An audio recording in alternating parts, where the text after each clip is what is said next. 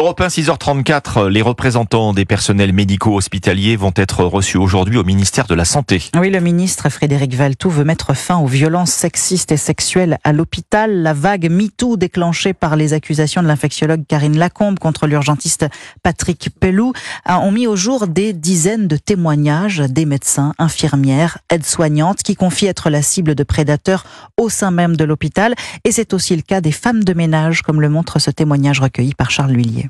Au tout début, je pensais que l'hôpital était un lieu sain. Aurélie a depuis déchanté. Après un job d'été de 3 mois en tant que femme de ménage dans un hôpital du sud de la France, la faute à un cadre infirmier. T'es bonne, j'aimerais bien te faire l'amour. Vraiment un connard et un vicieux. Un comportement qui, au fil des semaines, est allé en s'aggravant. Il essayait de m'embrasser, il essayait de me mettre dans une pièce pour pouvoir faire des choses avec moi. J'avais 18 ans, il en avait 40. Un ascendant dont cet homme était évidemment conscient. J'avais besoin de travailler, j'avais besoin d'argent. Et vu qu'il était cadre, il se sent carrément plus supérieur. Et j'ai l'impression que nous, les femmes, en fait, on est...